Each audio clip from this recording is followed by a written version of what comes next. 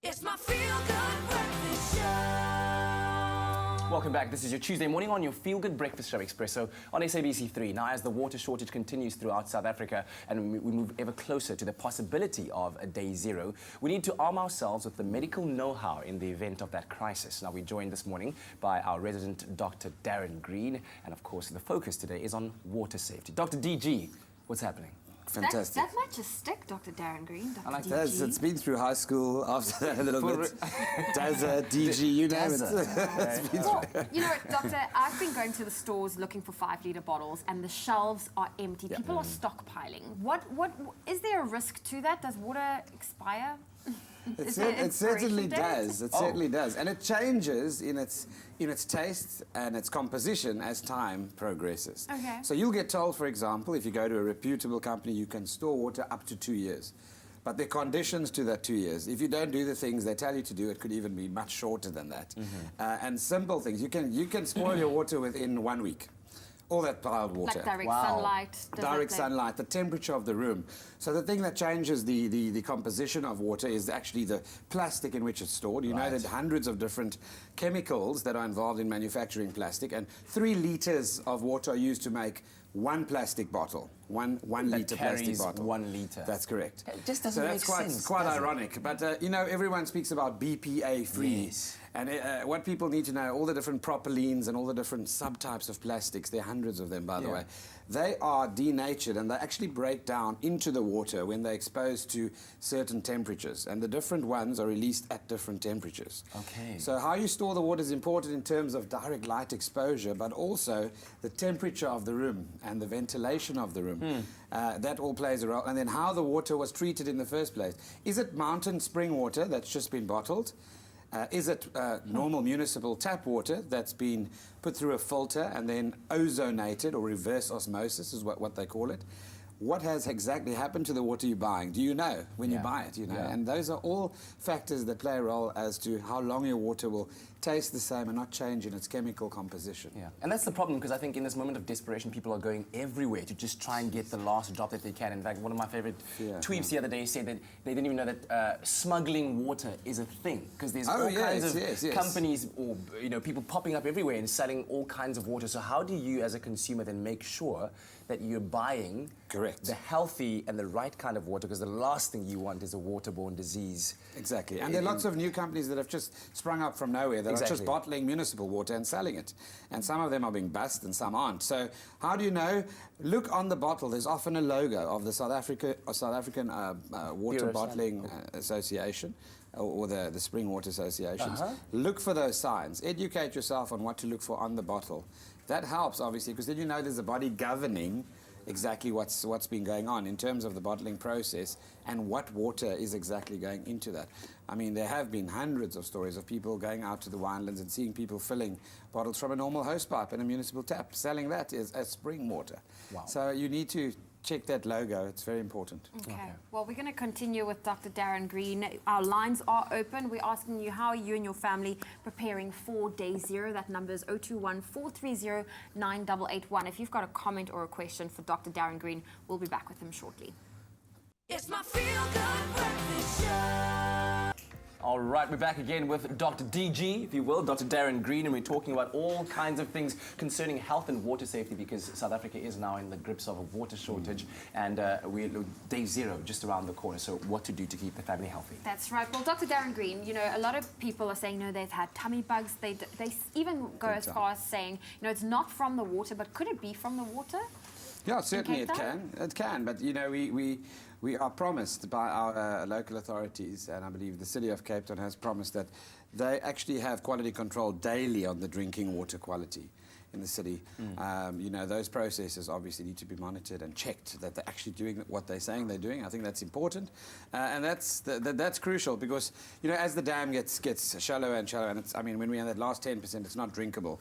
So the concentration of sediment and bugs in the last bit of water obviously is going to be highly concentrated. And when it comes to infection, it's all about the concentration of germs as to whether you actually develop a clinical or health side effects from it or not.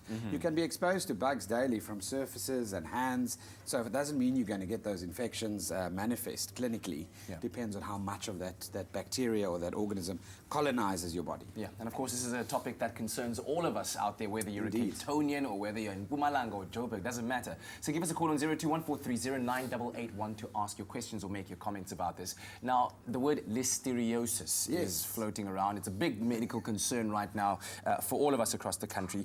What impact can day zero have on listeriosis, the spread of it, and what can we do in the meantime to prepare ourselves? The impact on listeria would be the same as the impact on so many other bacterial infections. So listeria itself is what they call a zoonosis. It's an animal-borne disease that we get from eating uncured beef, poultry, pork, etc. So the farming processes and that whole process needs to be looked at, but also from vegetables, from the ground, taking out your carrots and your vegetables and not washing them properly, where you have obviously the bacteria introduced from not preparing your food properly. So washing your hands and washing your vegetables certainly can be impacted by the lack of water. Exactly. So you've got to look obviously at the amount of water you're using. Do you put a little bit of salt in the water when you wash and clean your vegetables, etc. And with the amount available, 25 litres a day is very little to do that, and then obviously to go into cleaning your house surfaces. Because you must imagine, if you're not cleaning your house surfaces with clean water and you're using things like grey water even to mop the floors, the colonization of bacteria can become a problem. So people need to be vigilant about hygiene and obviously the art of hand washing, but we'll get to that, I'm sure. Well, I wanted to ask you about that because yesterday I went to a place where they've completely removed the top of the tap. taps. You can't use it, and they've put hand sanitizer there. Yes. Is that good enough, or is that even better than washing your hands with water? Yeah, so hand sanitizer is useful. You need to know what's in it. So most of them have alcohol in it as an antiseptic. As you know, alcohol does denature a lot of the structures in germs. And it's all about reducing the amount. More importantly is the technique you use when you're actually using the hand sanitizer. Are you just rubbing it on the palms of your hand and that's it?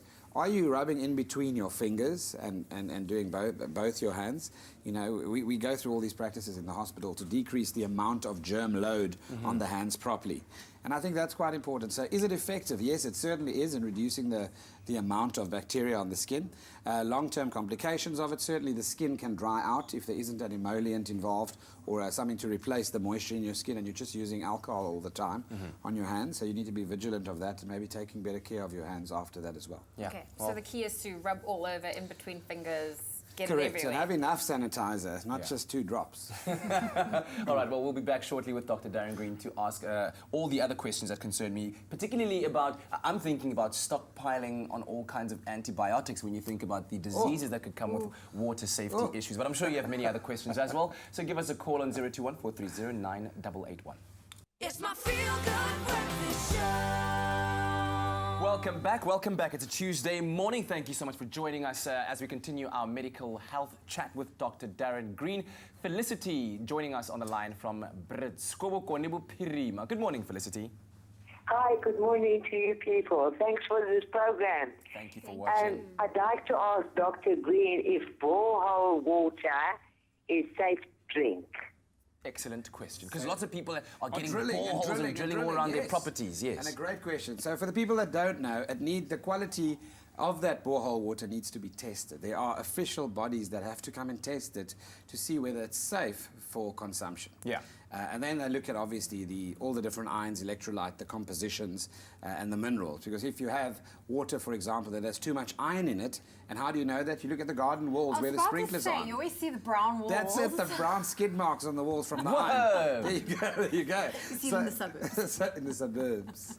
So you need to understand that if you're consuming that and it hasn't been tested and declared safe for human consumption, you're going to get health complications of that. So yes, borehole water can be safe depending on where it's harvested, and also the content of the minerals will differ from area to area. It needs to be tested. Yeah. I wonder if the complication then comes in, who does that water belong to the municipality or to you, even though it's on your property? Good But that's a conversation for another day. Let's talk about personal hygiene. We've talked about using hand sanitizers in public toilets and so on and so forth, but I like to shower every day. Even though I've developed a way of just kind of wetting myself, going through the motions and rinsing off.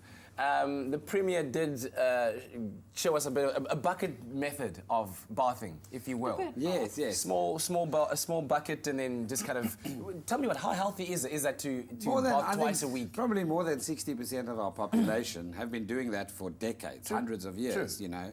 And only now people are becoming, in the rural areas, also becoming aware of showers and making their own showers even. The bucket method, obviously, of using a little bit of water is, in a good way, one of the messages that came across was that you don't need to bath every day. Yes, I'm saying you don't need to bath every day. Luckily, I hate baths. I prefer showers. But in terms of decreasing your germ load, and obviously the sweaty areas need to be looked at. You need to look at the skin. So the skin makes natural oils, and if you shower with soaps and with things every single day, you actually strip the skin of some of its natural ability. So it's actually not recommended that you actually bath or shower every day, just as we recommend with newborn babies as well. So, you know, there is a lot of truth in the fact that you need to look at what you're using when you do wash, and also the frequency. Some people use abrasive cloths, a face cloth, for example, and then they're exfoliating the dead skin. Like the orange sack. There you go. The sack for orange, when you buy oranges, that red, I used to scrub with that That's just to get unkwani out of your skin. Then you feel, you know, then it's like clean. But you're also obviously taking off some of the top layer of your skin, and you're causing, you know, some possible damage to the skin.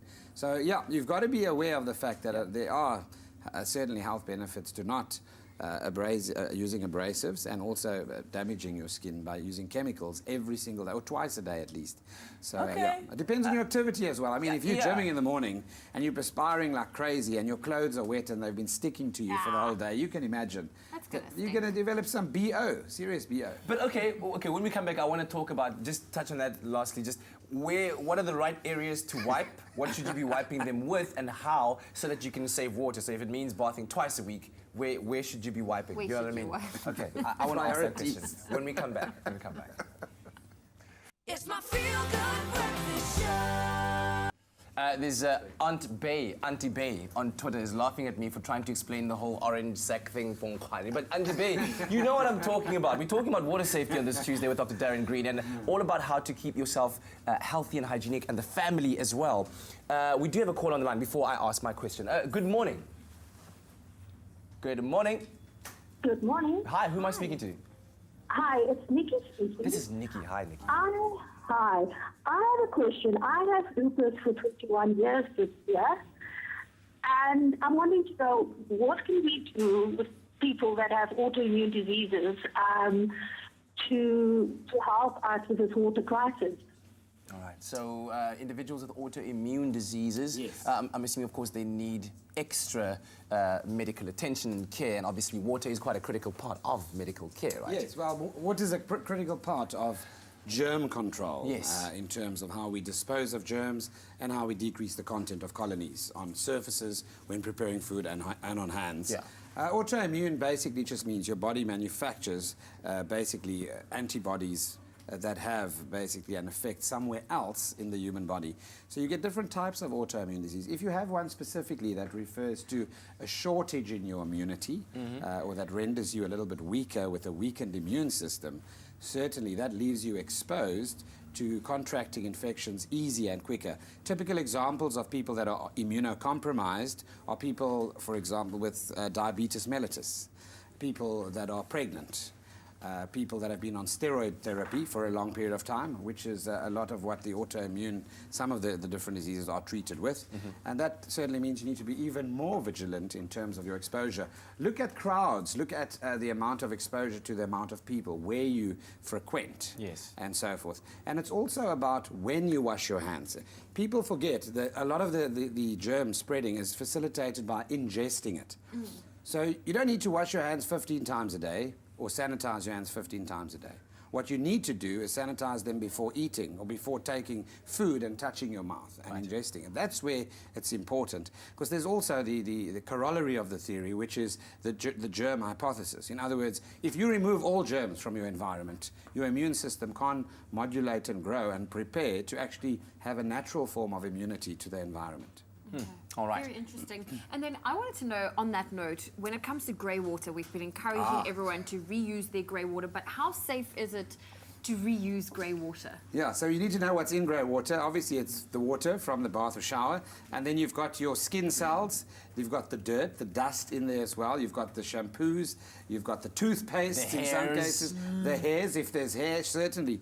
And all that, obviously, then leads to the fact it's literally grey. And the longer it stands, obviously, the more danger it is for organisms colonizing that live on those things that are in the grey.